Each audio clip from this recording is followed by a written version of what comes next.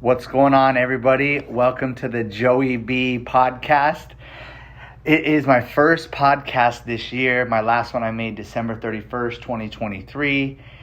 And I have a lot to share. Things that I never thought were going to happen for me in my life. And I just want to kind of unpack. This is probably going to be part one on what has happened this week. I honestly, I don't want to say shocked.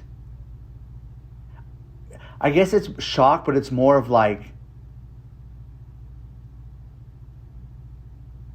I can't believe that it's real. So shocked, and I'm in awe, I'm inspired, and it's just fascinating, man. So I said a prayer. I'm gonna light my pipe here. This is tobacco. If anyone's never seen me live or hear me talking about it.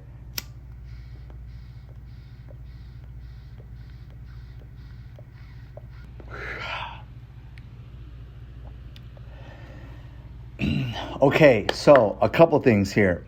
All right, so a couple things. One, I just want to say thank you to every single person in my life that has supported me in finding my birth family. I have a lot of people to thank. And I am going to tell this story from my perspective. I'm going to tell it from my life, my understandings, my teachings, my visions, my dreams.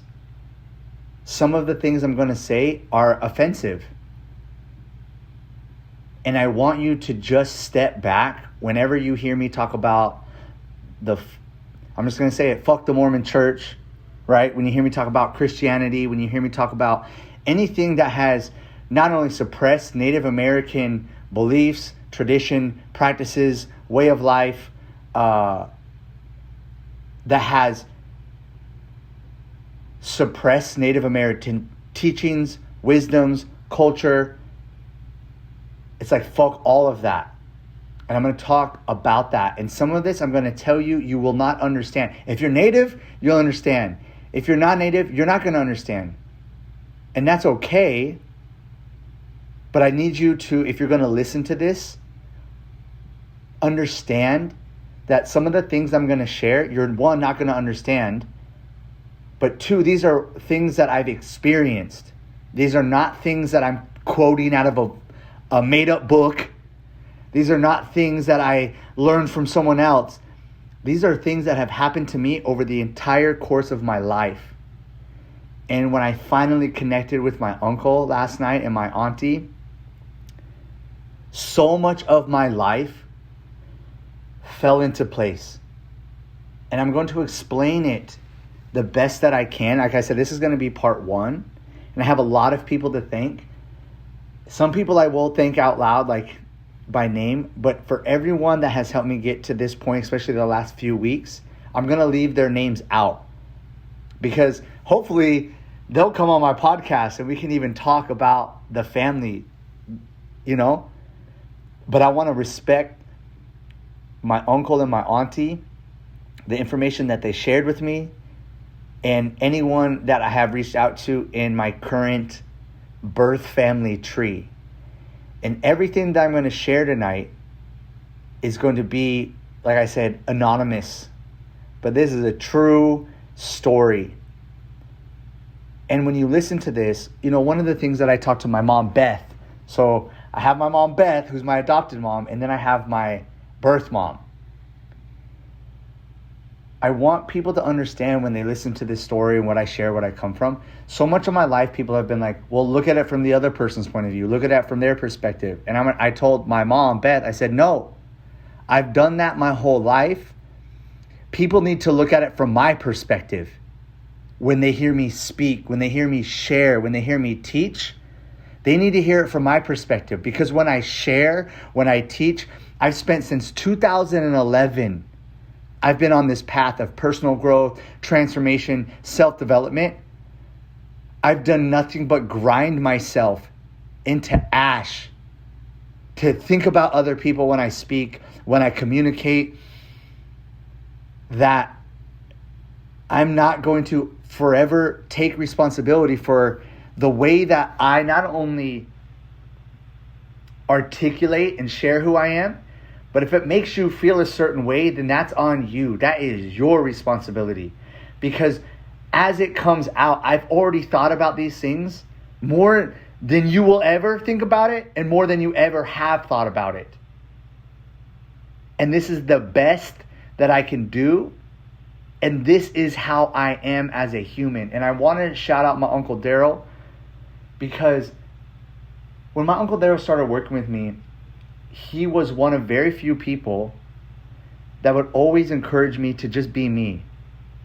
Nephew, just express yourself how you are. Nephew, just express yourself. Like, don't try to, he would say, like, you don't got to filter it. You don't have to try to just express yourself, nephew. Like, and it just, when he would tell me that, it just made me feel so good. And that has really shifted for me over the past 3 years of just, I'm going to express myself how I am.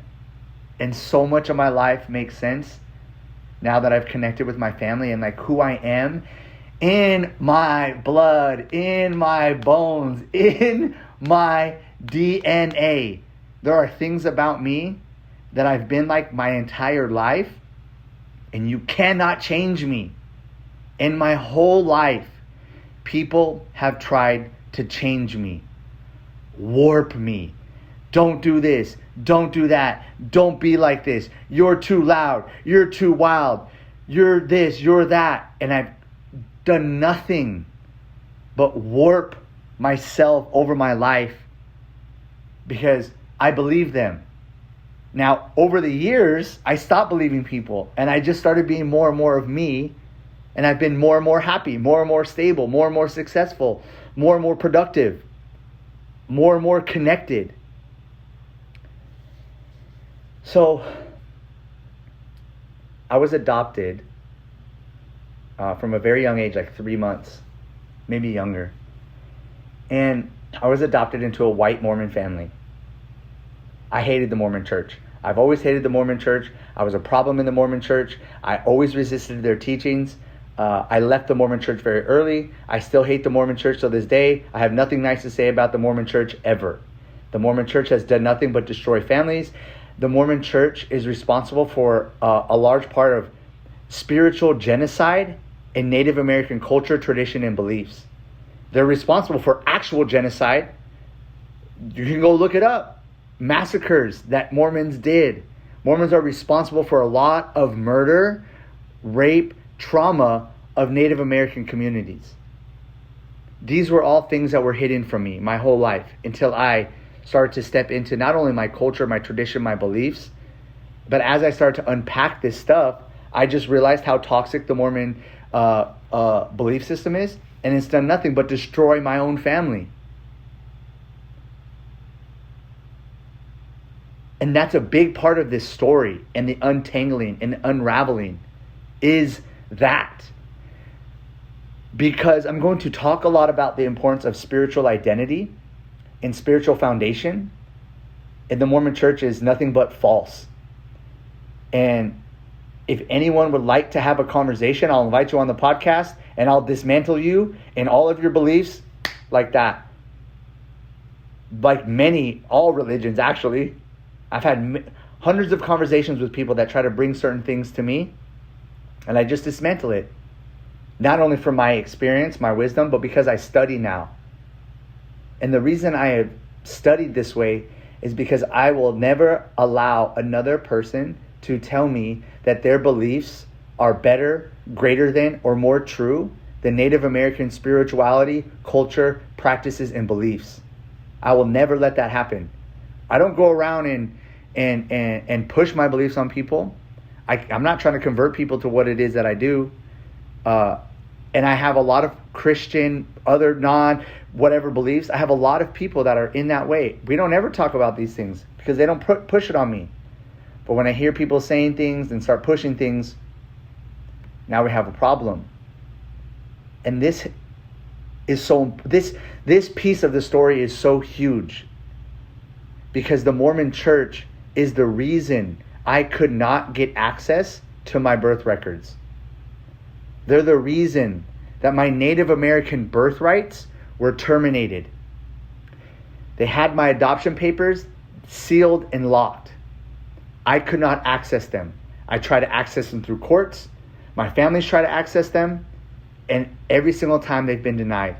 And part of that is because they have tried to remove Native American spirituality. The Mormon Church went around specifically and tried to adopt Native kids, Native families, and remove their tribal rights. My birthrights as a spiritual Native American human being, they terminated that for me. And so this is harsh, but I do not care, because they fucked up a lot of my life and they've ruined my family, the family that adopted me. And my family knows how I feel about it. My family knows exactly how I feel about it. And I've pulled quite a few people out of the church, and it's heartbreaking what happens to them until they reestablish their own spiritual identity, and guess what? Their life takes off.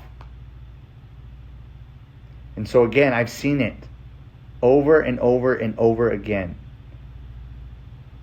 So the reason I want to preface that, I'm going to refer to some of that back, but also the spiritual block.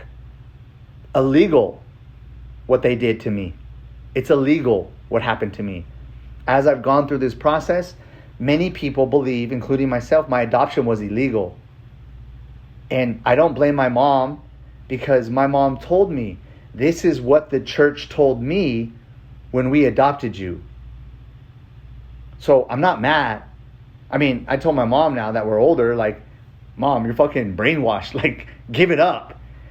And we've had our conversations around it. You know, my mom knows how I feel, and I love my mom so much, because she's willing to have really difficult, hard conversations with her.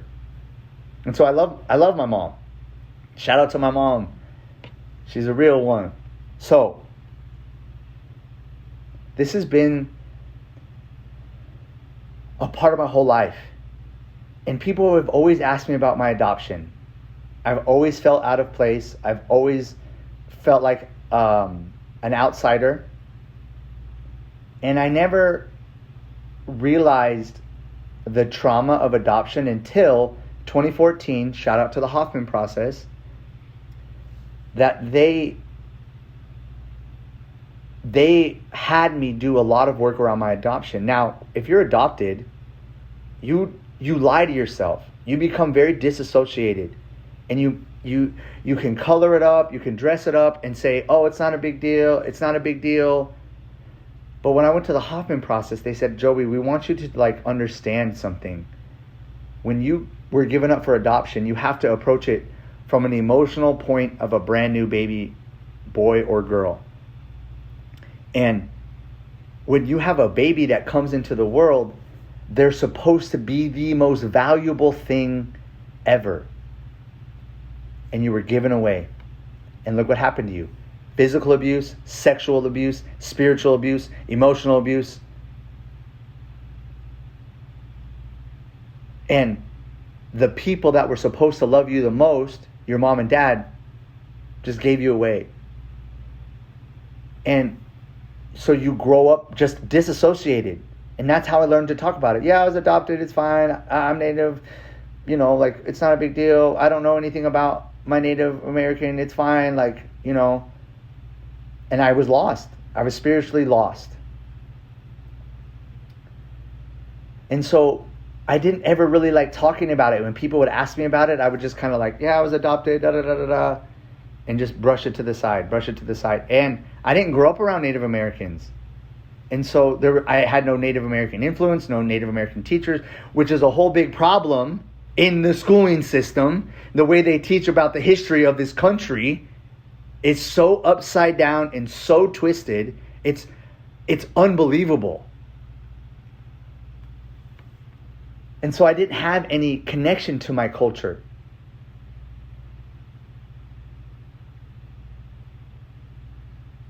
And, I started drinking and using drugs when I was 12. I was like a full-blown alcoholic, straight up. And it led me to dysfunctional relationships with women, my family, my friends. Like, I was just a mess, and I just, was always getting through life. So in 2011, I went to my first personal development course. I've talked about it so much. But then in 2014, when I went to the Hoffman process, I started to unpack my adoption trauma. And my mom, shout out again to my mom, Beth, she's always been supportive of me finding my birth family. But again, the Mormon Church blocked and sealed my documents, so I could not get them. My parents could not get them. So I was like, it's just never going to happen for me. So in 2014, I did all this unpacking around my adoption trauma. Again, I'm still alcoholic, using drugs, dysfunctional relationships, even though I did all the personal growth stuff. I'm also going to talk a lot about my ayahuasca experiences, my psychedelic experience with ayahuasca, wachuma, peyote, mushrooms, because that's what brought me to this moment of finding my birth family. So fast forward to 2016, I find myself in some guy's backyard marijuana shed, and I did my very first ayahuasca ceremony. I never done no psychedelics. I never done nothing like that ever before. And I made a few phone calls to people to tell them, hey, I'm going to do this thing. If I die, like, this is where I'm going. And I did it with the intention to heal my root chakra because I was dysfunctional.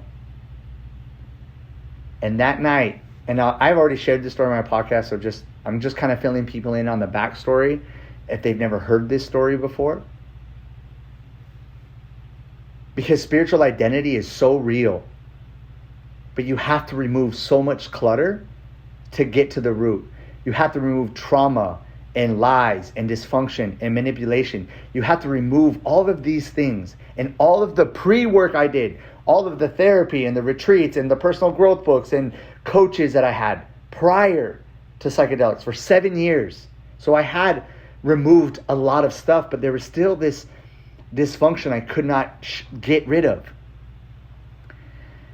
So, ayahuasca ceremony first time, the first vision I had, and I didn't know it at the time, but it was this Native American, and it was like he was staring in front, like right in front of me, and he had a rattle, and hey na na na na na na na, hey na na na na na na na, hey na na na na na na na, hey na na na na na na na, hey na na na na na na na, hey na na na na na na na, hey na na na na na na na, hey na na na na na na na, and he just was like in my face shaking this rattle.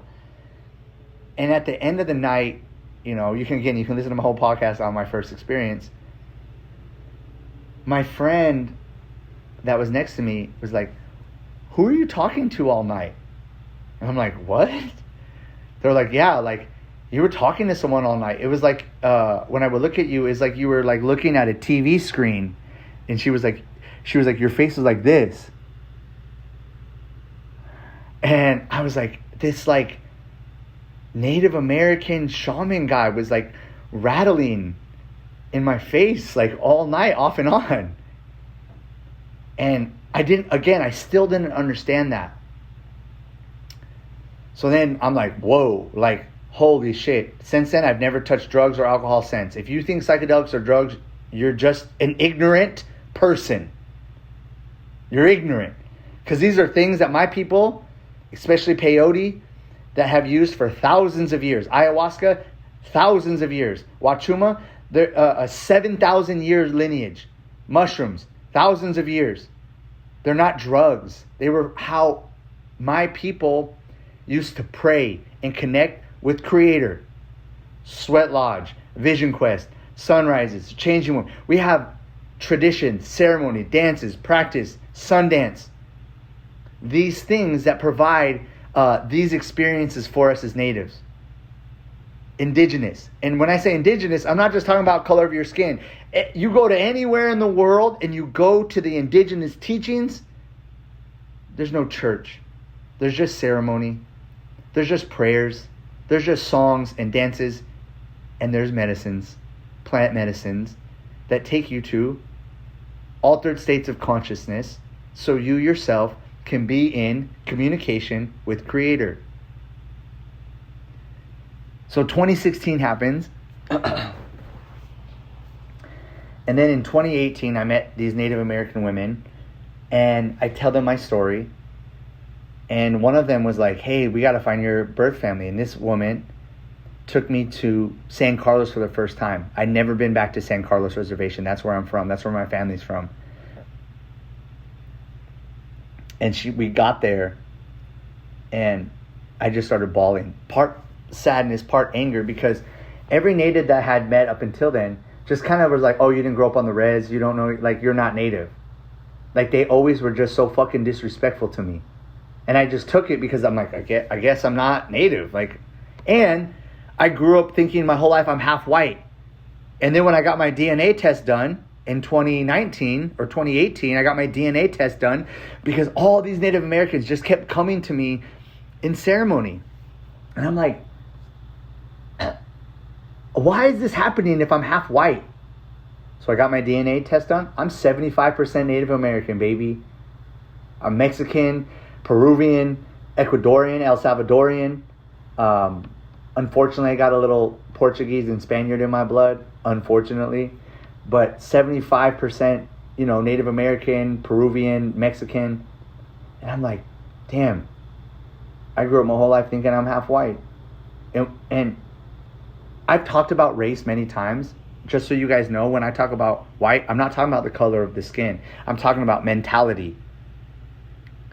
And I shared this with one of my friends the other day. I said, my definition of white is the inability to accept a no.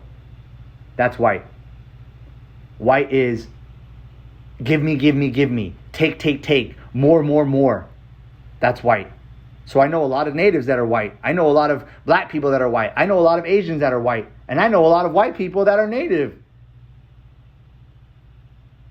White is the inability to understand, practice reciprocity. White is the first thing you think of is give me, or what can I take? What can I get? How much more can I have? Gluttony. It's never enough. That's white. So I grew up half my life thinking that I'm white, not only in DNA, but I grew up in an all-white culture. And I thought like that. That's why I'm sharing that. So I got my DNA test done. I have a YouTube video on it. I think I made a podcast on it. It was like I was bawling my eyes out when I found that out. So 2019, I go back to San Carlos, and then I remember telling the lady who took me, I said, man, this is crazy, because it's like, why would I want to even be a part of this? Like, these people don't even want me, and this place is it's a trash. It's a shit show out here, man. There's trash everywhere. Everything's broken down. Like, and you guys, I'm trying to be a part of something, and you guys don't even want me. So there was like some anger and all that kind of stuff tied up in there. I went to the tribal office. I tried to tell them my situation, and I've learned so much about different tribal councils and how corrupt tribal councils are all over the nation. I've learned so much about Native culture, Native tradition, Native practices, and then the corruption in the Native community. But I didn't know that then. So then I left, and I was just like defeated. And this lady was like, hey, we're going to put all this paperwork together so you can apply to get your original birth certificate. So I write this letter to the judge. Hey, this is who I am. I was adopted. I'm looking for my birth family. I need to know who my birth family is so I can become an enrolled member of the tribe. I explained my whole situation. And then I got a fucking rejection letter in 2019. I think I have it right here. Oh, no, it's at my office right now because I needed it for what I'm about to tell you. So then the judge denied me. And it literally said, your reasons are not sufficient enough. And I just checked out, like disassociated. I think I told maybe one or two people about it. I just put it in my drawer, and I never wanted to open that door again. I was like, it's not going to happen. It's over. It's done. I've gone the legal route. Fuck the Mormon church. I can't do anything about it. They won't release the records. So I was like, it's over for me. Now, in 2020, I started working with a lot of Native Americans from the reservation, not only in Arizona, but from reservations all over the U.S. with my OPT Sober Monk Society, baby, the Well Bride program we run. sauna, breath work, ice bath, meditation, working out. And so many natives, at first, I'm in a room full of 100 natives just right from the reservation. And I set up my altar. And for the first 3 to 4 months, they kind of hated on me. And this is a part of, native culture, which I've learned a lot about. And then probably around the 3-4 month mark, I had this lady come up to me after one of my classes. And she's like, "Can I tell you about one of my dreams and can you pray for me?" I was like, "Absolutely." And I kind of told her my experience there. She goes, "I just want you to know, we've just been watching you. We've been watching you and we've been listening to you, but everyone loves your class. Everyone loves your class. And, hold on. So everyone loves your class. They've been watching you. Everyone talks about you. And now they're going to start approaching you because we just wanted to see who you were, what you talk about." They were vetting me. And then after that, it was people would come in. "Can you pray? I had a brother pass, an auntie pass. Can you come to the room and pray and smudge and clear out the spirits?" And I'm built for this. It's I've been training for this my whole life, but especially recently, as I started to learn more and more about my native tradition, it's so we'd go in their rooms and pray, and I'd remove the dead from their rooms, their living spaces. And it just kept building. My class kept growing and growing, and different natives would leave, go to a different program. I'd get a call from their program directors. "Hey, we got these natives here. They're all talking about you. Can you come and do a class for us?" I'd go do a class. Boom. And now that I know all these different natives from all these other places, I didn't have to get vetted. They would tell everyone, "Oh, this guy Joey, you guys are going to love Joey. He's this Native American Apache guy. He does an altar. He does songs. He does this breath work." And so then, people started to just ask and call. And I started getting invited to ceremonies, changing women ceremonies, sunrise ceremonies. I started getting invited to different reservations. All this stuff started happening. And every time I would tell them my story, they'd be like, "Hey, man, you got to find your clan system. You got to find your clan." And in your clan system, in Native American tradition, it's your spiritual tether of your people and where you come from. So you have your birth family, but in certain Native practices, you have a clan system that gets handed down from your mom. And that is it's a spiritual compass. And the clan systems are so beautiful. The names, one of the girls that I work with, her clan system is, they say it in Hopi, but it's the moment before the sun breaks the surface in the sunrise. So right before the sun breaks the surface, that gold, that light, that's her clan system. And then she has other 2 or 3 clans. And so every ceremony I would go to, or after this, people would be like, "Yeah, you have to find your clan, Joey. You have to do this stuff." And I would tell them, "Man, I tried the courts, the Mormon church, And then I started learning about other people that had been abused by the Mormon church. I worked with a guy, and he said the Mormon church, when he was native as a kid, they'd put him in a room, Mormons, and they would whip him with a stick. Man, I started crying. It fucking broke my heart. And a lot of Native Mormons shared similar stories with me, but they weren't adopted. And so they had their clan, they had their family. And so I'd always explain it to them. And so I just want to thank every single Native that has welcomed me into their home, has fed me, have brought me onto the reservation, has sat down and talked with me, have asked me to pray with them, have had me do ceremony work with them, that have come into my studio. I'm in contact with a lot of them still. They message me on Facebook and Instagram. "Oh, Joey, I'm still doing your breath work." So many natives that are sober now that I helped will message me. And I love them. I love them so much. So fast forward to this year. I sat in an ayahuasca ceremony.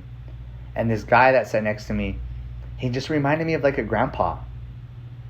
And after the ceremony's over, we are sitting down sharing. And I kind of told him, I was like, "Man, and all night I just felt I just wanted to call you grandpa." I was like, I don't have a grandpa. Like, I have my grandma and grandpa Johnson, but again, it's like, in my family, there's no emotions. There's no intimacy. There's no vulnerability. There's no affection. It's like on paper. Now, I love them. I love my grandma and grandpa Johnson, but there's a disconnect. It's the Mormon church. Like, that's how all Mormons are. And I told him, I said, yeah, man, you remember like a grandpa. And I told him, I was like, I don't have any grandparents. And like, my adopted grandparents, it's like they're 97, 96. And like when they pass, it's like, I don't have any grandparents. And, then everyone's sharing or whatever. I didn't think anything of it. And then like a week later, I get a message from his daughter, who I know her whole family, She's like, hey, your story moved my dad.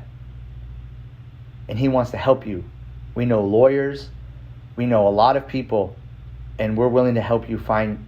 And I was like, look, I've already gone through the court system and all this other stuff. I don't know if it's going to work. And she's like, look, just let us try. Have you had a lawyer before? I'm like, no. And she's like, well, we have lawyers. We'll help you. We'll fight for you. I was like, I don't know, man. It's just like a wound that I don't want to open.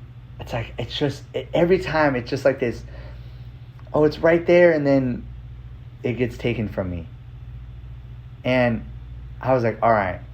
So then she sends me this list of all these adoption intermediary programs.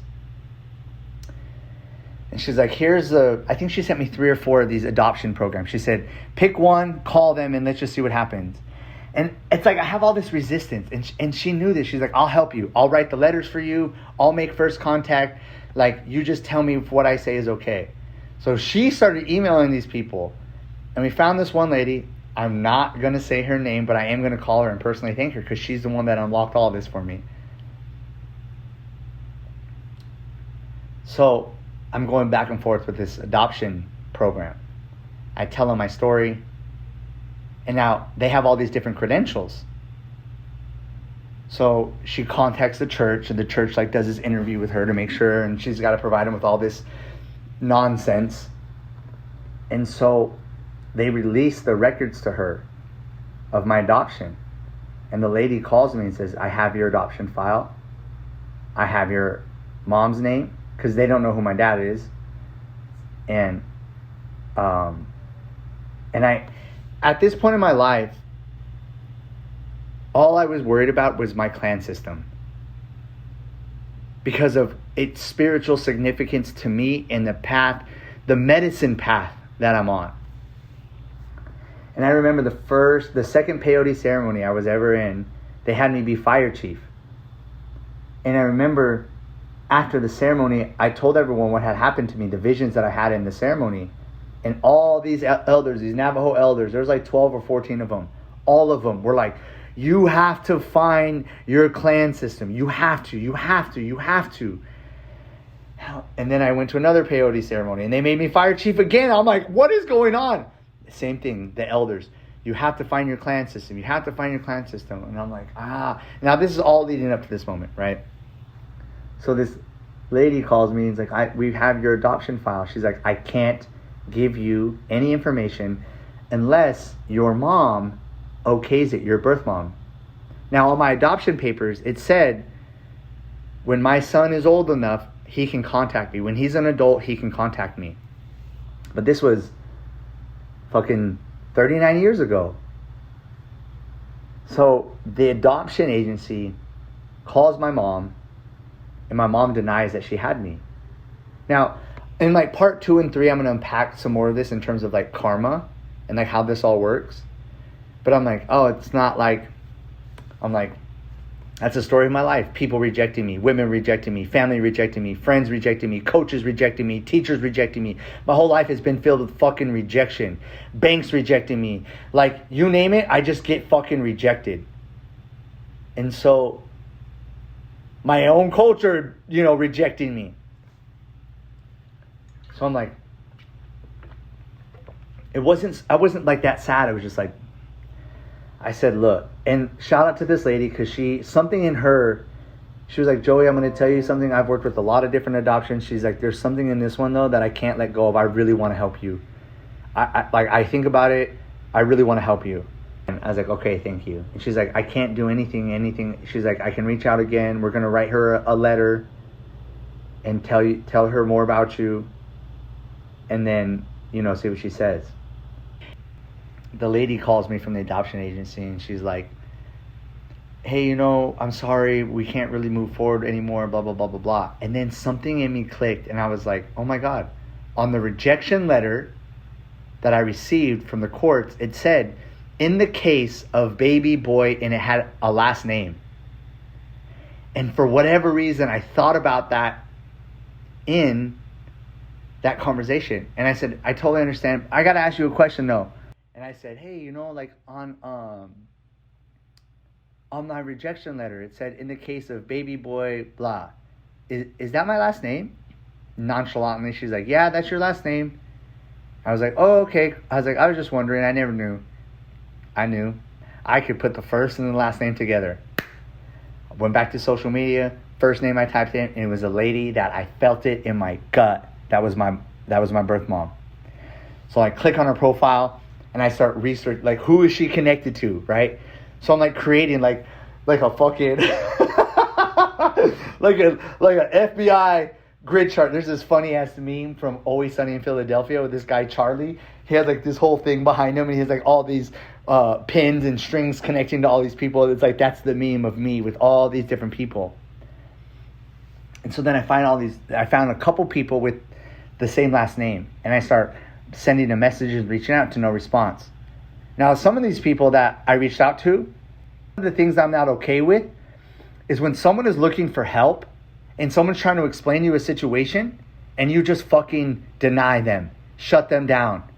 I'm not okay with that. Especially, I reached out to this one dude who is my step uncle, Mr. Christian, Mr. All this, and I kept sending him messages and he wouldn't respond and be like, oh, I don't know what you're talking about how to treat strangers. Like when someone comes knocking and this is how fucking a Christian is supposed to treat strangers. What do you know? He then responded. I'm like, yeah. He gave me some runaround answer. So then I find these other people. She was kind enough to be like, I told her, hey, I think this guy is my uncle. And I sent her a bunch of pictures of me. She goes, oh my gosh. She's like, how tall are you? I was like, 5'8". She's like, your uncle is tall man. And you look just like him. She said, I'll try to get a hold of him. He's a very hard guy to get a hold of. And then, what do you know? She stops responding to me. The guy who's my uncle, I reached out, he blocked me. I'm like, okay, something is awry here. I'm like, all right. So I'm putting together again my FBI fucking map. So I reach out to him. So then I go to this website and he's just like Apache leader, and this has nothing to do with blood. This has nothing to do with my adoption. If you are a leader, I don't care who you are, and you act different than what you preach, you have a problem with me. It's like that with all my teachers. I've been like that in high school, elementary school, my coaches, my quote unquote spiritual teachers. I fucking check everybody. I'm not perfect. I have no problem owning up to areas where I fuck up, where I'm out of integrity, but I have no problem having a conversation about it, and then I have no problem doing what I need to do to restore my integrity and redeem myself. I got no problem with any of that.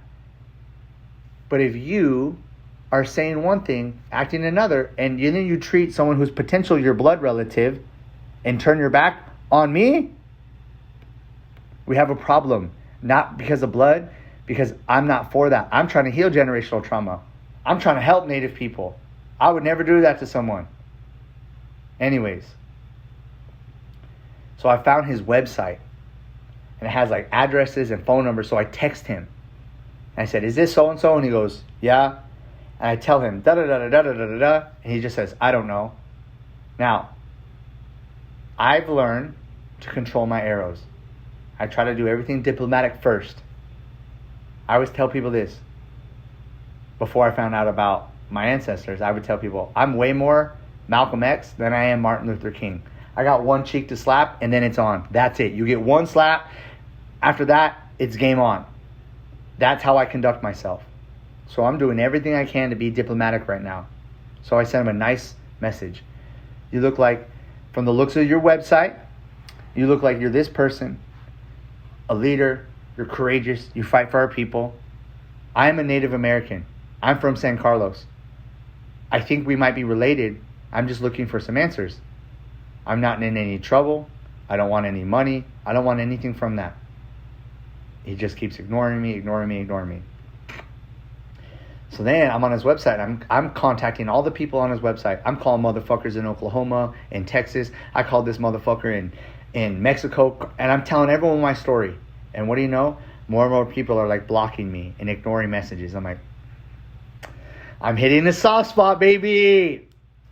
So in my head, I told myself, all right, this all happened in the last 5 days. So I said, all right, it's the weekend. I'll give it till Monday. But if Monday rolls around and no one's responded, I'm going to try my quote-unquote uncle one more time. And if he doesn't respond, Tuesday, I'm going down to the San Carlos reservation. So, Tuesday morning, I get my ass in my car. I'm like, all right, I'm just going to do it the Apache way, baby. So I drive down to the first address. It's in Miami Globe. And I go to the building and it's empty. So then I knock on this dude's house. And I was like, hey, I'm looking for so-and-so. Do you know who this might be? And he's like, I've never heard of this guy. You should try this place, this bread and breakfast place. I said, I did. I called. No answer. He said, but you should try this Miami office right here, this Globe office. They might know who you're looking for. So I drive down to the office, and these two nice ladies were like, hey, can I help you? I said, yeah, I'm looking for this address. And I show them the address. They're pulling up on the screen. And while they're pulling it up on the screen, I'm looking at all these different business cards. And I find this lady with the business card with the same last name as my uncle and the same last name as my birth last name. So I grab her business card. I tell these nice ladies my whole story, and this lady whose name is like, hey, have you got on the Miami Globe Facebook group? There's 20,000 people on there. I bet you if you tell them your story, you'll find who you're looking for. So I send in my information and try to get approved. So then I said, hey, is this lady here? And they're like, well, yeah, we can call her. And so they call this lady, and they're like, hey, we have this guy here. He's San Carlos. He's looking for so-and-so. Do you know someone by this name? And she goes, I'll be right down. And I was like, what the fuck? I was like, whoa. So she walks in, and I introduced myself. I said, hey, this is who I am. I came down here looking for this address, blah, da, da, da, da, da, da. And she goes, follow me. And I'm like, what the fuck is going on? I'm like, holy shit. So she pulls me in her office. She goes, because it's her last name. She goes, we have a bunch of these people in our family, but we also have this family, but we're not related to them. I'm going to call my uncle and ask. So she jumps on the phone and she's like, hey, uncle, I have this person here and he's looking for some people in this family. And he goes, is he looking for, and he says my uncle's name and just chills through my body. And I was like, yeah. I was like, yes, that's who I'm looking for. Yeah. And he goes, I worked with your grandma. Your grandma is, and he tells me my grandma's name. And I'm just getting so overwhelmed with emotion.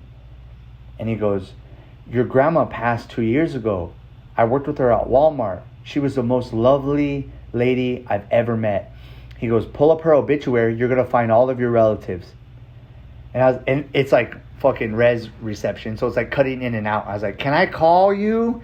He's like, yeah, call me. I was like, okay.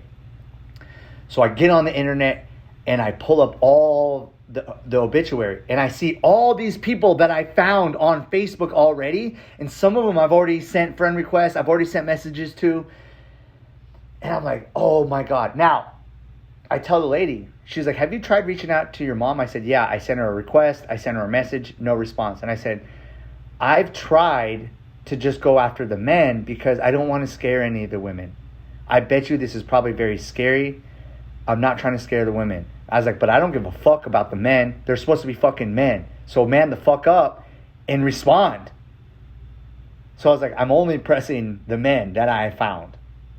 And she was like laughing and stuff. So I get this name of all these people. So then there's another address in Miami. So I drive like another like minute down the street, and there's this dude walking out. I said, hey, I'm looking for this so-and-so person. Does he work here?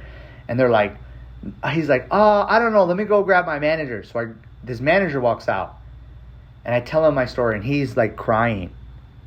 And he's like, hey man, no one here has worked by that name ever. Da da da da da. And this car drives by. He goes, actually, but this dude right here, he's from San Carlos. You might need to ask him.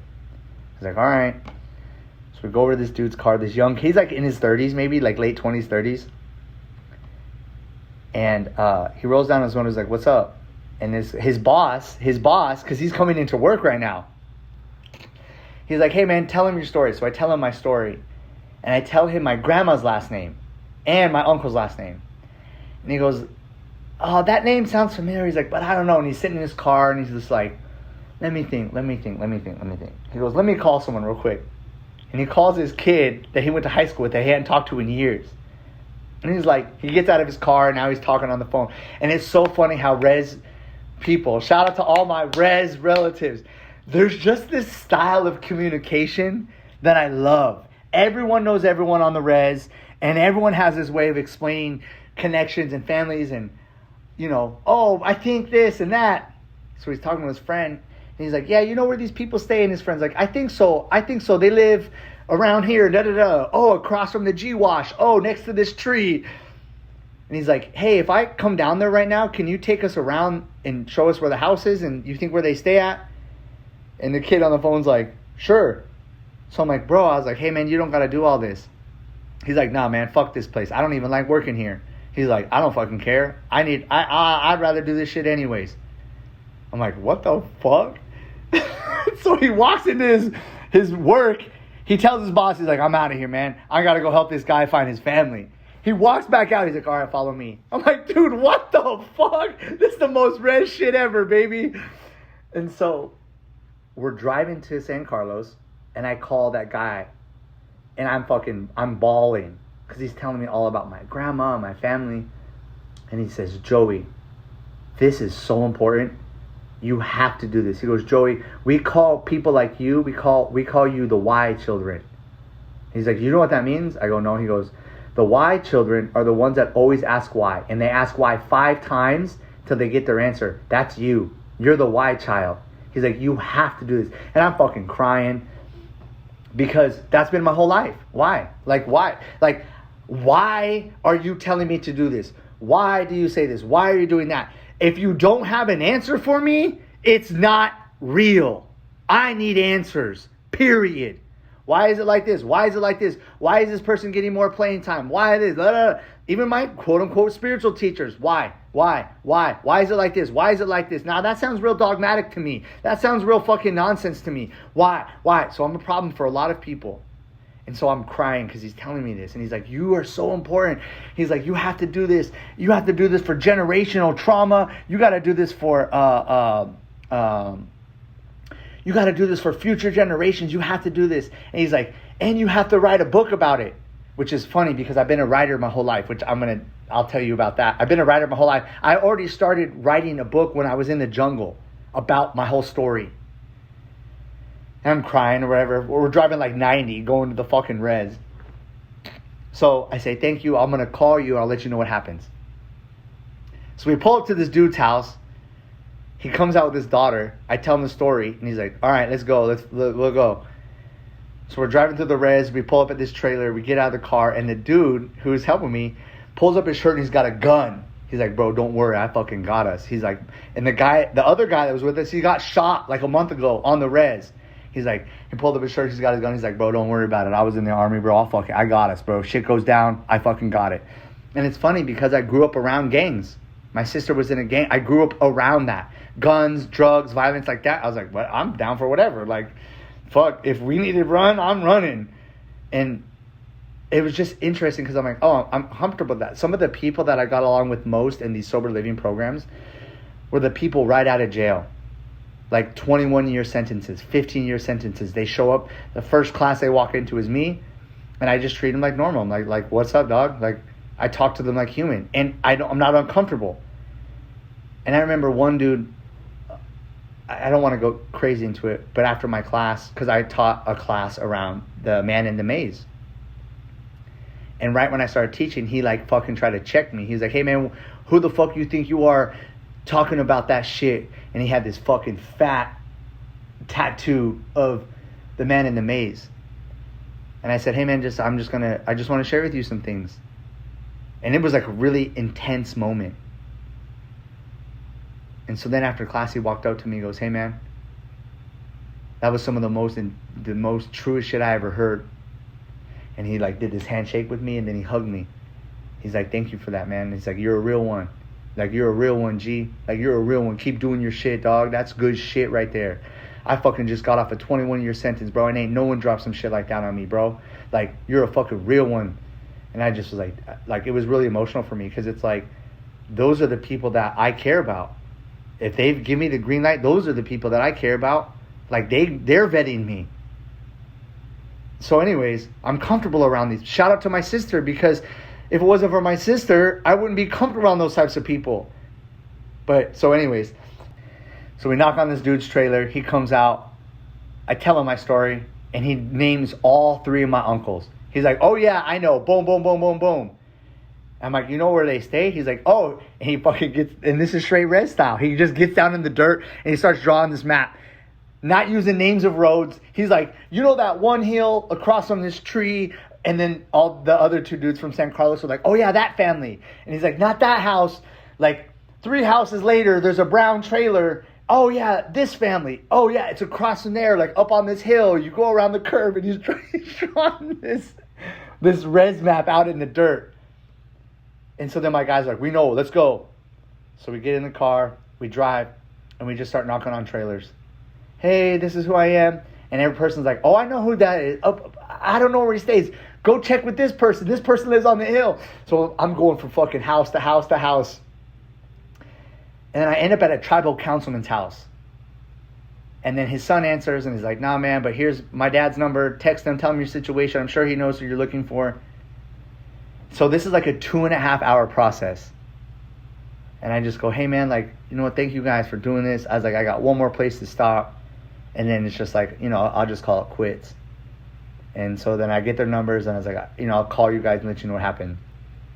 So I'm driving back down, and I'm stopping every car, because this is supposedly the street that my uncle lives on. So every car I'm flagging down.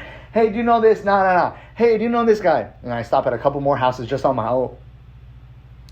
So then I go to the hospital, because I found this kid who has the same last name as my grandma, and he's from San Carlos. So I was like, man, this got to be it. So I go to the hospital. I say, hey, I'm looking to speak to so-and-so. And they're like, they call him. And then this lady comes down and was like, he's in a training right now. He can't step out. Can I help you with something? Or what do you want to tell him? I said, it's a family emergency. So she starts texting him. And like 2 seconds later, I get a call from this guy. And I'm like, hey, and I kind of, because I said it's a family emergency, so you never really want to hear that. But it's a family emergency. So I say, hey man, like this is like, I know this might sound like a lot, but I think that we're related. And I tell him the story, and he's like, no man, like this is my last name, but there's a couple of us out here. He's like, call my dad though. My dad might know. So I call his dad, no answer. I text him. So I'm like getting like more and more deflated. So then I go to one more address that's on this dude's website. And then, you know, one of the frustrating things about Native culture is like when you get into like the offices, people are so unhelpful. They're just so bureaucratic. No, I don't know. Figure it out. So go to one place. They send me to another place. I'm asking a random dude on a fucking park bench, do you know this person? So then I'm like, I'm going to try this one more address, because the address I typed in took me to like downtown San Carlos. And I'm like, I know that this isn't where the address is. So I type in another address, and it takes me to a house. And I'm like, so I knock on the door. I'm like, hey, do you know this person? Like, no, we never heard of him. I'm like, all right. I knock on one more door, no answer. So this is like a 5-hour journey, 6-hour journey at this point. So I get in my car, I pull up my grandma's obituary, and I'm looking at all the names again. And I had already sent requests to all these people except for some of the women. I had only reached out to my mom and one other girl that was connected to every person I pulled up. This one girl was connected to all of them. Now, I have already reached out to this girl. She had her cell phone number on her social media, and I had reached out to her. And I thought, I'm like, oh, this might be like a grandchild. This might be a cousin or something. I sent her a message, but I didn't press, right? Because I wasn't trying to press the women. So I get into my car. I'm like, man, I'm just going to look for this one lady who's on everyone else's list and just see what happens.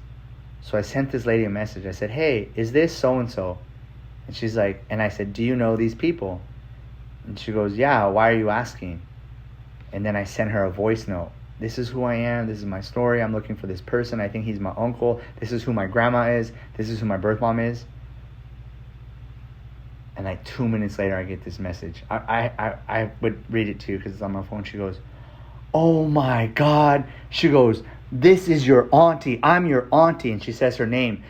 We've known about you our whole life. Me and your uncle so-and-so. We've known about you our whole lives.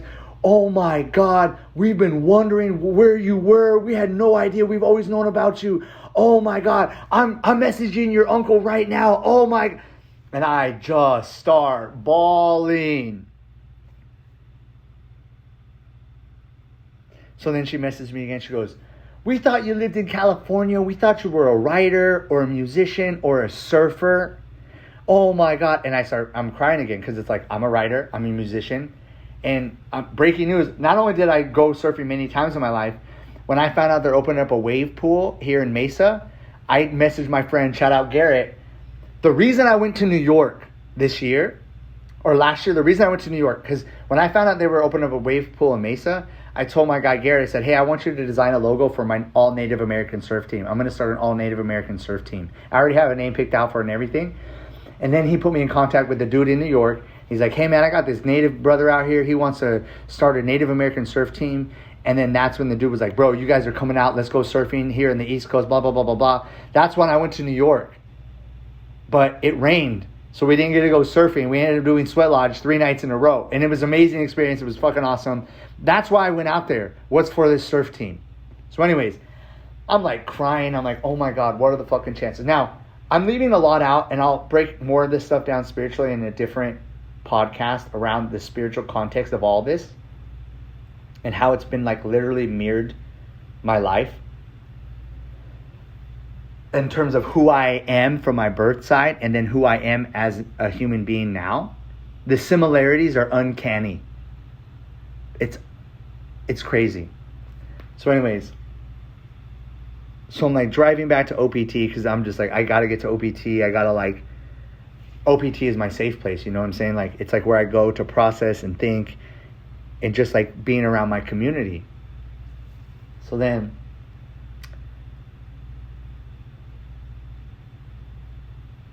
I get to OPT, I'm saying what's up to everybody, and like no one knows what the fuck is going on. I haven't told anyone because it's just like, I don't want people asking a bunch of fucking questions. It's like I don't have answers and shit. So I just have kept it real kind of close to my heart. So then shout out to my guy Kibby, my boy Kibby, who I met through our sobriety programs. And I post them up on social media all the time. So he's there with these 2 new guys. Or pause real quick. This is really important. So as these 2 guys are driving me around the res, like on the second stop, the guy with the gun goes, hey man, like, I go, man, thank you so much for helping me. He goes, honestly, he's like, if I'm going to be honest, he's like, I'm Tohono Ono. I think I'm saying that correctly, from Tucson. He's like, but I don't know that side of my family. He's like, if I'm going to be honest, bro, like, you're making me want to go find my clan. Like, I'm from San Carlos, but there's another side of my native side that I don't know about. He's like, you're helping me right now, man. And I was like, whoa. And then like on our 4th house, I just like, man, this really means a lot. You guys haven't got to do all this. And he looked at me in the eyes. He goes, hey, man, every Indian needs to do this. And you're an Indian, and you need to do this. So I'm here to help you, bro. I was like, oh, my God. Like, I'm getting emotional, right? So anyways, I get back to OPT. My guy Kib's there with 2 new guys that just got into this Wellbriety program. And I just let them come in whenever. I don't charge them. They're fucking family. That's like, nah, man, I'm not going to charge you guys. Like, because a lot of these programs got shut down because they're doing illegal shit. But I told every single person, I don't give a fuck if you're in a program or not. My doors are always open to you guys. Show up, call, text. My doors are fucking open. So my guy Kib turned his life around. He's got a fucking car and a job. So he drives the OPT. And we've been doing peyote songs together. We went to a peyote meeting together. He's been teaching me peyote songs and drumming and all this stuff, right? So then he brought his peyote drum. So we go into the meditation room. They do their sauna. I take them through ice. And I tell these guys my story real quick. And we light smudge and cedar. And I was like, bro, I need these songs right now. And this fool starts fucking ripping this peyote song. And I'm just sitting there. It's just like letting the drum hit me, letting the songs hit me, letting the prayers hit me. And I'm like, what are the chances the day that I fucking connected, I talked to my auntie for the first time, I'm here at OPT, and I'm getting these peyote songs sung to me. Oh my God. So then OPT ends, everyone leaves, and I was like, I need to process this. I need to sit. So I get in the sauna, I'm praying, I'm singing, I do my ice bath. It's like 10 o'clock at night. I get in my car and I get a message on Facebook. Not from the uncle that I reached out to, a different uncle. And he goes, hey nephew, this is your uncle. And I just start bawling. And he's like, we have so much to catch up on. I want you to know I love you. We love you. Your family. You're connected now. Like, we're not going anywhere, nephew. Like, we love you. And I'm just fucking bawling. So he's starting to send me pictures. This is your cousin. This is your niece. My auntie's like, this is your niece. These are your cousins. And I'm just like crying. And then I have all these pictures of like my...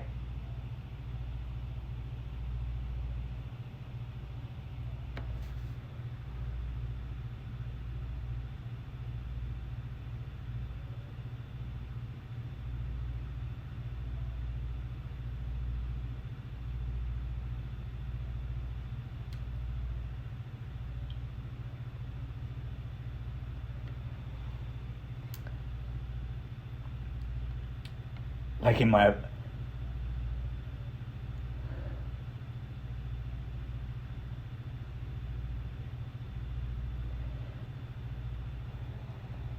the family that adopted me, it's like we're real fractured.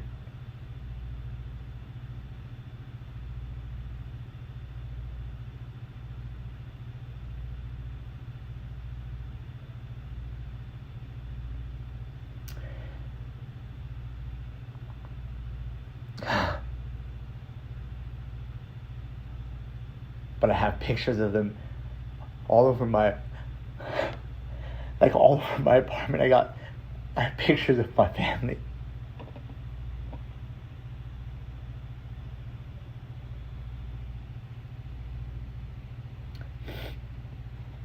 At my altar at OPT on the center, I have this like picture of my whole family. You know, it's like I love them.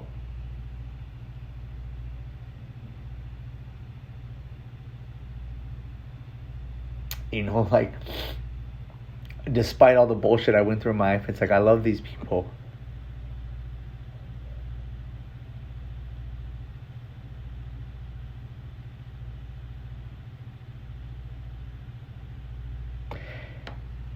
And a lot of time that love isn't vibrated back. But it's like I love them still, you know?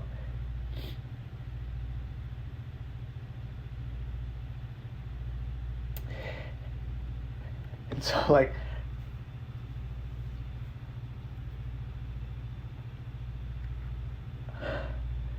I'm sending my uncle, I'm sending him all these pictures of my birth, of my adoption family. Like, this is my brother, this is my sister, these are my nieces, these are my grandparents, this is my mom, like, this is my dad. Like, they're good people, you know?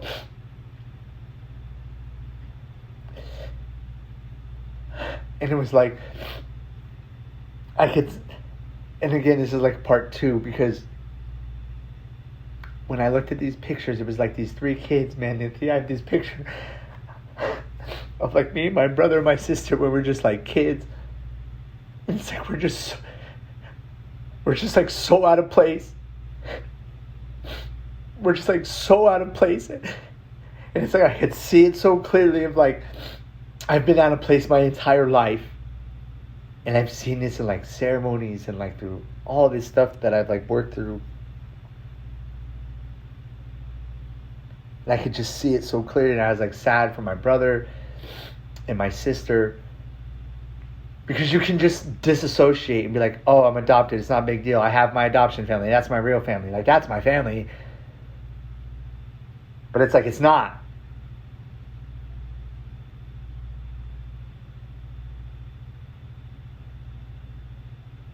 So anyways, I'm like talking to my uncle, right? It's like 11 at night, 11:30 or something. He's like, all right, nephew, I'm going to go to sleep. Let's talk more tomorrow. I was like, I love you, uncle. Like, you know, because like all the people that I've met, like I'm adopted. So like I love people immediately, you know? Like again, all the people that I met in these classes, dude, I fucking love these people, man.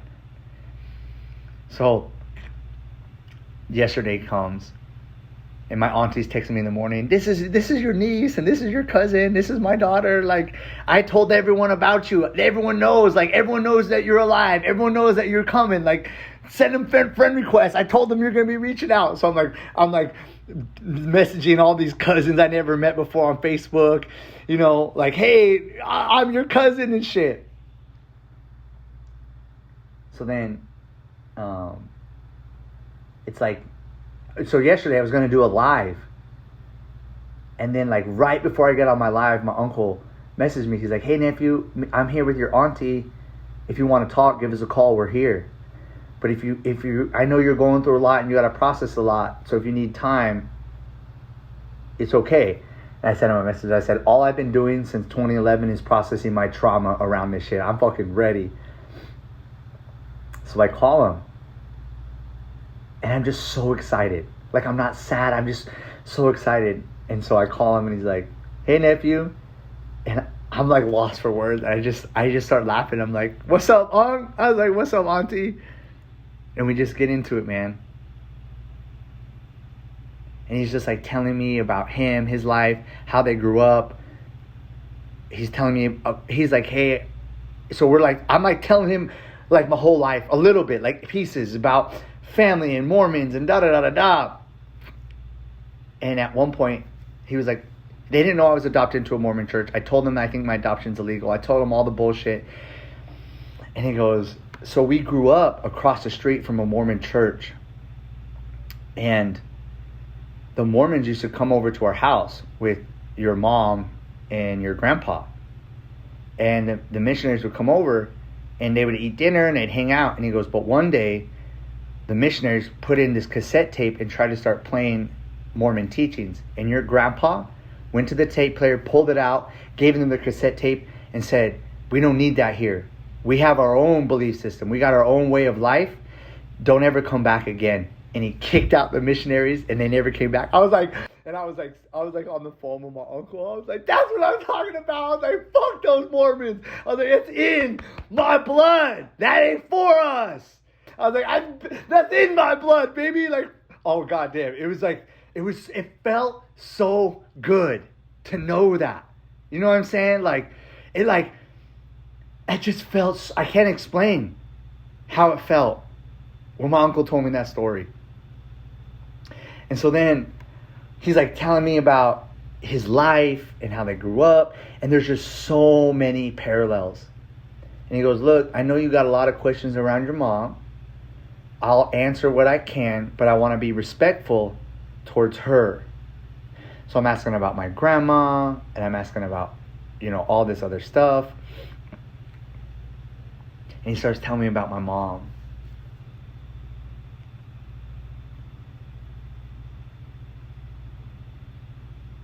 When I tell you guys more in part 2.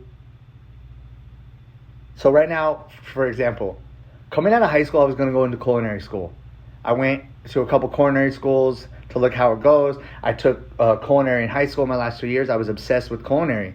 But then I found out in culinary, you got to be in the back chopping up fucking onions and tomatoes. And my culinary teachers were like, it's like 7 years of bullshit. But once you get through the 7 years, it's great. You get to become an executive chef. You get to be head chef, all this other shit. And I quit immediately. I was like, nah, dude, I ain't doing fucking 7 years of bullshit. I was like, fuck that. Hell no. But that's how I've been my whole life. I'm going to do these things, but if you keep holding me back, nah, I'm going to fucking jump the hurdles, you know? And my mom is a chef. She's an executive chef at a resort in California.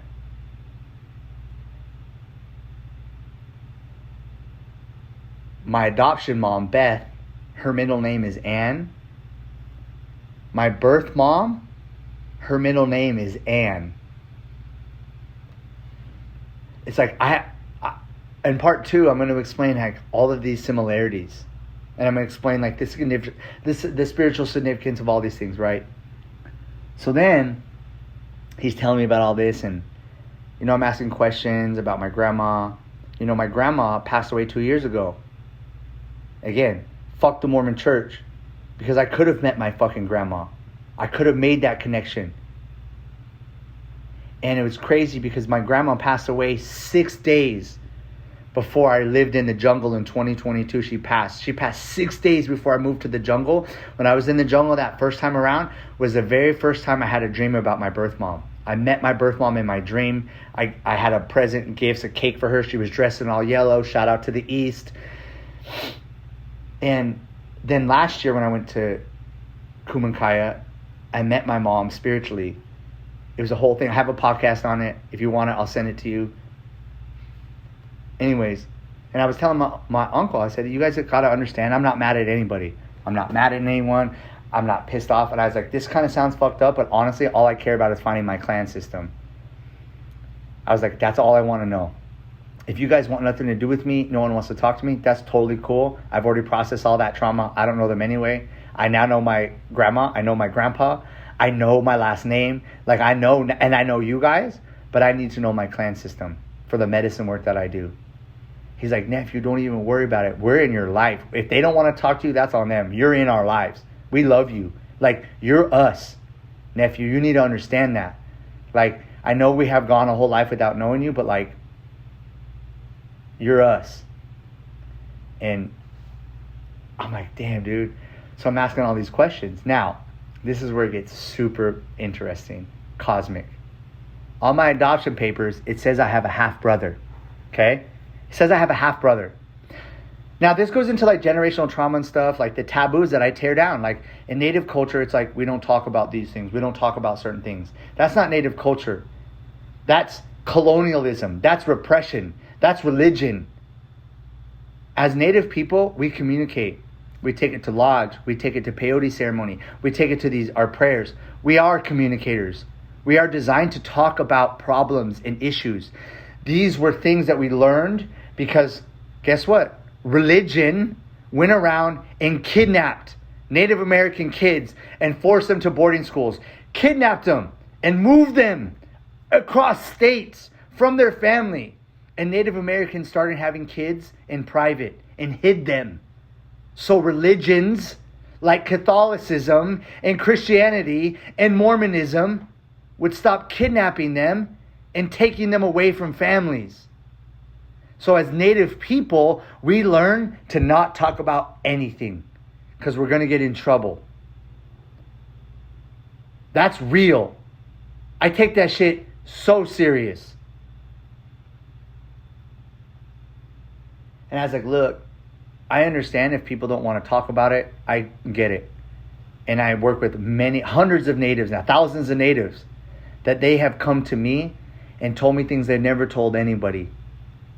I was like, I get it. I said, so if they don't want to communicate, it's all good. Just tell them I don't want anything. I don't need anything. My life is amazing. I just want to know my clan system. And so then I said, but it says I have a half-brother on my adoption papers. I was like, does my mom have more kids? And he paused. He was like, yeah. I was like, before me? He was like, no. I was like, I'm the oldest? He's like, yeah. And he goes, your mom has a daughter and another son. And immediately, I already know who my sister is because she's one of the people I reached out to. She's the girl that I called. And I'm like, oh my God, I've already reached out to this. And I told him, I said, I already reached out to her. Just so you know, so you don't get no trouble or whatever. He's like, I already talked to your, I almost said his name. I already talked to this other uncle. Not the uncle I've been trying to talk to. Not the uncle that is Mr. Apache Wrights. A different uncle. He's like, me and your uncle, this so-and-so, we're very similar. I already told him about you. He can't wait to talk to you. He's excited to meet you. Me and your uncle are very similar. Me and your other uncle, we butt heads a lot. And that uncle and your mom butt heads a lot. Your mom is so fiery. Your mom's feisty. Your mom's defiant. Your mom has always been like so independent and just like doing her own thing. He's like, bro, everything you're telling me, it's like you're just like your mom. And I'm like, dude, I fucking love my mom already, man. And it's funny because I told him how I've been my whole life. And the time that this Apache guy came into the ice bath, right? This was one of the times that I never felt more native in all my life. I had all these guys come in and do an ice bath from these programs. And some of these guys were from White River. And I'm like explaining to them, I'm like, all right, when you get in the ice bath, you're going to get it nice and smooth and control your breath or whatever. And this fool gets up there. He's like in his 40s, 50s, whatever. And he goes, Apache style. And he screams and he fucking like cannonballs into the ice bath. And just water goes everywhere. And I like started crying. I had to like leave the room. Like when he said that and jumped in, like something in my heart like jolted. And I'm like, I'm a wild Indian, man. And not only that, I'm a motherfucking Apache. We're motherfucking war people. We're people of war. We're people that hunt and scout. Cold-blooded killers, man. I love that about Apaches. We're the last ones to surrender. We're the most defiant ones. Apaches, baby. It's been my whole life. And when that dude did that, is the first time in my life like I felt validated. Even like shout out to all my Dene relatives out there, like, and I'm gonna say Carlos and Garrett because it's like they're like so soft, and like a lot of Dene people, they're very soft and like gentle, and like I'm such a more like intense and like shout out to my guy Garrett. You know, he's taught me so much, dude. Like Garrett and Carlos have just, especially my friend Garrett, man, like he's taught me not only so much about Native culture, but he's like really just treated me like family. And he's the exact opposite of me. And I love Garrett and Carlos so fucking much. And it's funny because it's like my temperament is the exact opposite of both theirs. Like they're both quiet and like just real. I mean, they're powerful as fuck. They're just so wise. But their temperament is the exact opposite of mine. I'm fucking coming in, arrows on fire. I'm fucking ready for a fight. Like I'm ready to protect, you know, not to get into a whole bunch of stuff, but I had this conversation with Garrett around a situation he's in. I said, hey bro, if you ever want me to handle some business for you in this way, I was like, I fucking got you. I know you're not like that, but some of the shit that's going on, I'm not okay with it. I want to let you know I got your back 1,000%. And if you ever want me to fucking go to bat for you, I got you, dog. Like, he's like, no, you don't gotta do that, but I appreciate it and this and that. I said, all right, I'm just saying, I got arrows on deck for you, dog. You just tell me, and they're flying. And he's just like so awesome like that, you know. He's the one that took me to New York, you know. So anyways, I'm telling my uncle my life story and like how I even found them. And the reason I say that is because, like, again, I did the diplomatic thing. I did the fucking adoption thing. It's like, nah, I'm going to take matters into my own hand. You can't stop me. I'm unstoppable. I'm undeniable. Like, I'm going to figure this shit out. I'm not waiting anymore. My whole life, I've been a rule breaker. I break all kinds of rules. It's in my blood. I've learned that some rules I can't break and some rules I can bend. A lot of times I got to find out shit the hard way. I'm just Apache, baby. That's just fucking what it is. I'm telling my uncle all this shit, how I found them. And he's laughing. Bro, he's fucking laughing. And we're laughing. And I just like telling him about what I'm going to say to my other uncle. He's like, do it. Like, he's laughing and shit. They're all entrepreneurs. All my uncles own their own businesses, side businesses. They're just hustlers, man. They make it work. That's the story of my life. I worked 4 jobs to put myself through college. I've had to work multiple jobs just to keep OPT alive. It's like whatever I got to do to make it happen, I'm going to make it happen. And to hear what they do, they work with gems, they're wood carvers, they're painters, they're plumbers. The uncle I was talking to, they had a Mexican restaurant. You know what I'm saying? They opened up a fucking ice cream shop for all the kids on the res. Like all the, I'm just like, these guys were on QVC, like, and it just was like making my heart just fucking burst. And so, anyways, I was like, I know who my sister is. And I said, I already reached out to her, blah, blah, blah, blah, blah. So we talked for like an hour and 40 minutes. And he's like, all right, nephew, like, it was so good to talk to you. I can't wait to meet you, and da-da-da-da-da.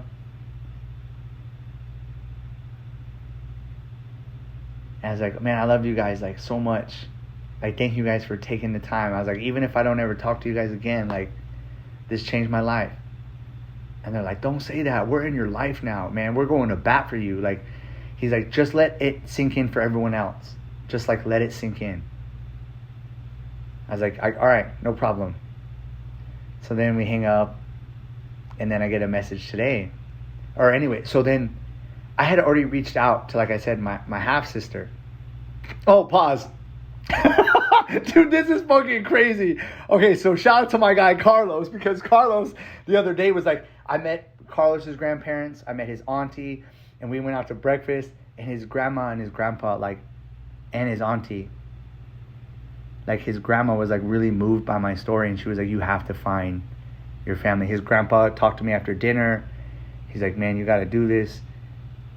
And so then Carlos was like, man, I'm going to call some people. I know some people on, again, Rez knows Rez. Like, someone is an auntie, an uncle, a cousin, like, snagging partners. Like, bro, everyone knows everyone. So my guy Carlos was like calling all these people, trying to help me out. So then in this family group chat, one of the houses I was knocking on, someone took a picture of me and they sent it to Carlos. They sent it to Carlos, and they were like, bro, this guy yesterday was at the reservation knocking on all these doors asking for people. Who is this guy? And Carlos was like, dude, that's my friend I was telling you guys about. And they're like, oh, everyone's talking about it. This guy, looking for this guy. And someone took my picture and was like, bro, there's this fucking wild Indian knocking on doors looking for people. I was like, oh my God, bro, that's so fucking funny. And so me and Los were just in the office today laughing about that shit. It's like, bro, that's me. It's like, it's me. Like, I've been like that since I was like a kid. I'm gonna make it happen. So anyways, so then today, my sister messaged me on Instagram, because I told her, I said, hey, da-da-da-da-da, I want to share something with you. I think that we're related. And so she sent me back another message. And she's like, no, I don't think we're related. I have a very small family, but tell me your story. So I told her, I sent her some voice memos. I was like, hey, I know this is probably going to be real shocking. I was like, but you're my sister. I was like, my mom is this, da-da-da. I explained her everything. And she goes, no, that can't be. You must have the wrong person. And so then I sent her a picture of my mom. I sent her a picture of me. And then I sent her a whole, hey, look, I know this is probably really hard to understand. I said, just so you know, I'm not mad. I'm not angry. If you don't ever want to talk to me, I want to let you know I totally understand. But I also want to let you know my door is always open to talk. And, I said, and if you don't believe me, you can go ask your uncle and your auntie. So then my uncle texted me. He's like, I texted him and I said, hey, so-and-so messaged me back. He goes, are you serious? I was like, yeah. He's like, what'd she say? And I told her what she said. And he goes, wow. And then it was like 10 minutes of not talking. He goes, she just called your uncle this person. And he goes, let's just let everything cool down. He's like, everyone's going to find out about you now. And let's just let him cool down. And I said, absolutely. I said, yeah, no problem. And he goes, yeah, so he's like, you got me. He's like, it don't matter. And he said this beautiful message to me. He goes, let it all, he's like, they're going to have their moments. He's like, but I don't care. Everyone that is a grown adult now, and they need to know. So Like, it is what it is. You have me, you have your auntie, we got your back. Let them figure it all out. But we're here for you. And I was like, damn, dude, like, it just, I can't explain how authentic it feels to hear that from my own blood.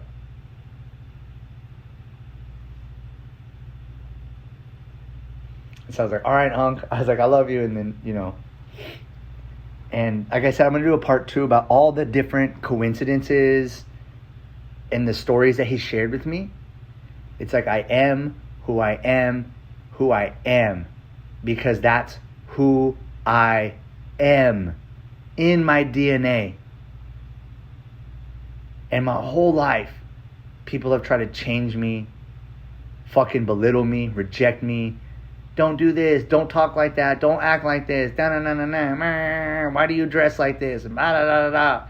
It's funny because as I start to get more people that knew me from the res, they'd be like, bro, it's like you're from the res and how you are and how you talk and how you dress. Like, you're resed out. Like, dude, and the more that I've learned about res life and just me and the similarities, it's like, bro,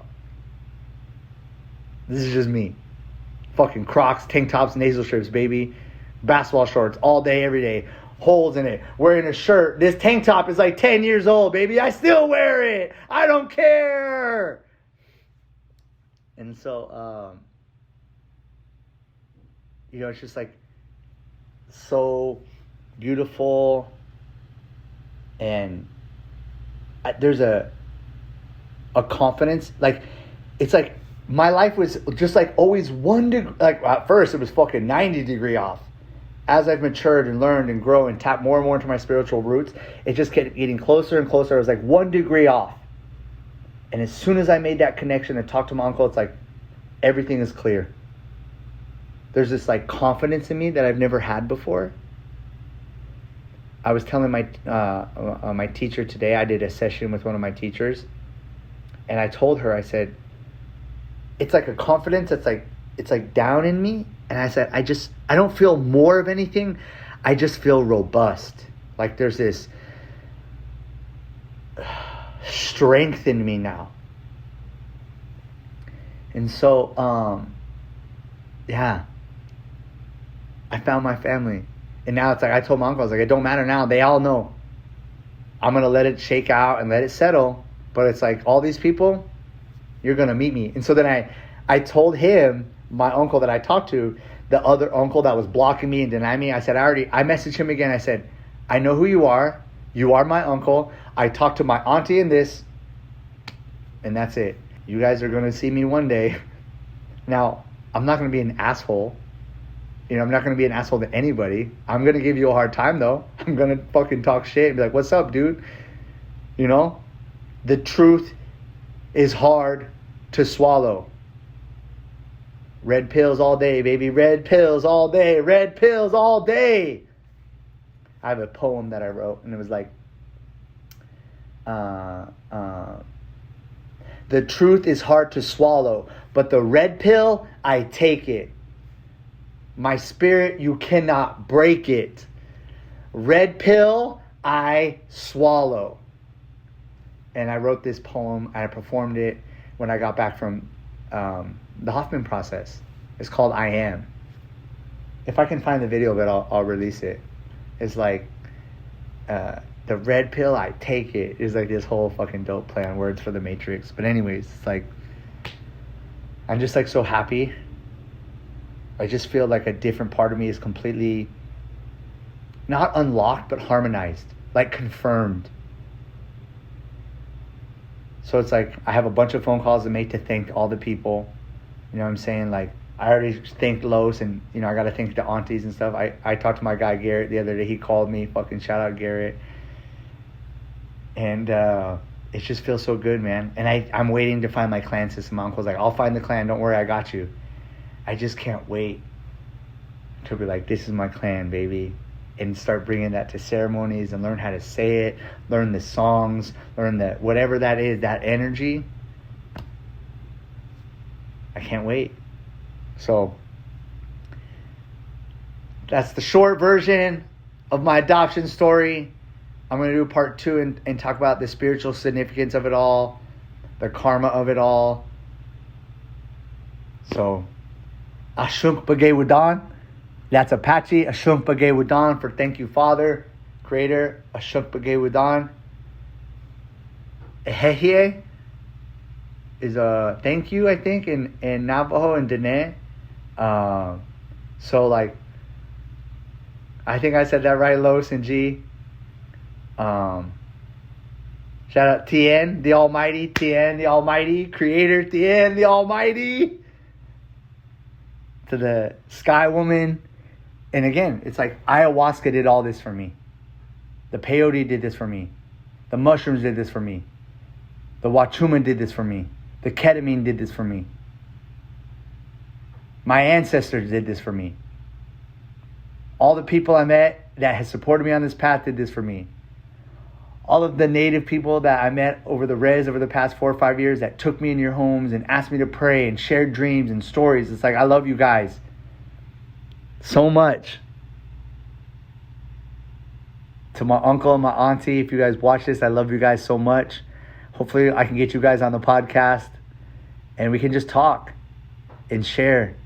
And everyone has told me to write a book. And everyone that I met yesterday and told that you need to turn this into a book. I was like, bro, I'm already writing it.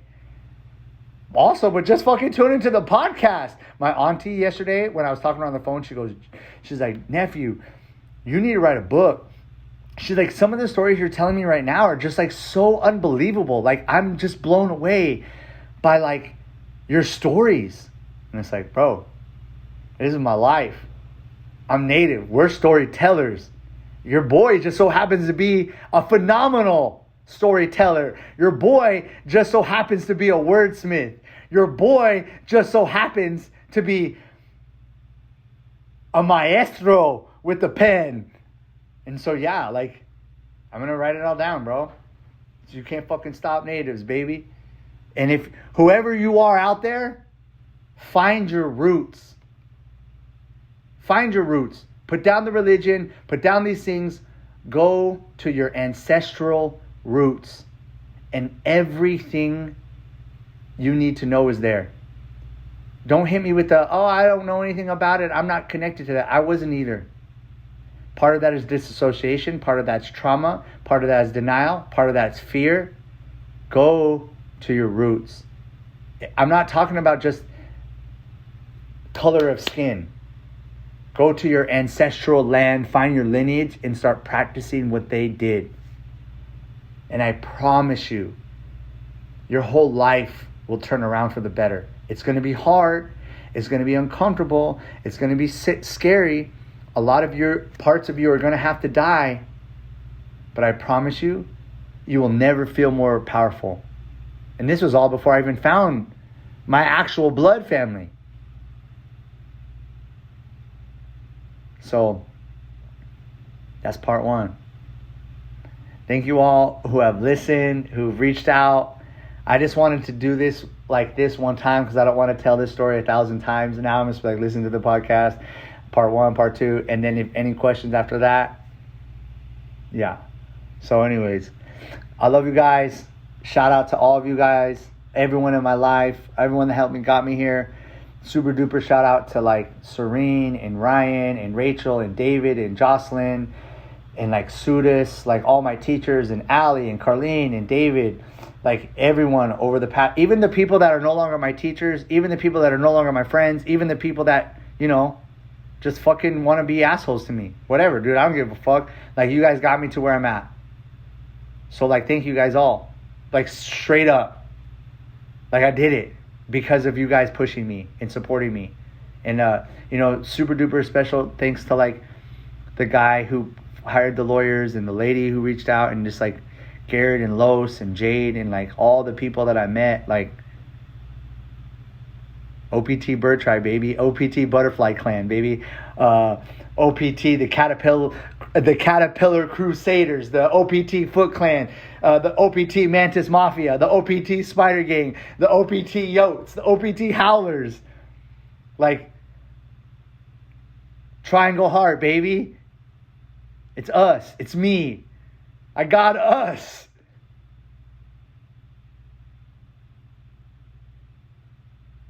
Shout out to all my plants. I love you guys, man. And yeah. Shout out Frog Force, baby! OPT Frog Force! Shout out to the fucking swamp, to the lotus, to Palo Santo, to Sweetgrass, to Sky Woman, to Creosote, to all my ancestors, man. To Hanuman, to Ganesha, to Kuan Yin, to the Buddha, to Lakshmi, to Vishnu. All these deities that come to me in ceremonies. Geronimo, Crazy Horse, Quanah Parker, White Buffalo Calf Woman. They all come to me in ceremonies. They all talk to me. They all teach me. Shout out to the Tao. Shout out to the Medicine Wheel. Shout out. So, thank you guys for listening. I love you all. And yeah, you'll hear more from me. Later.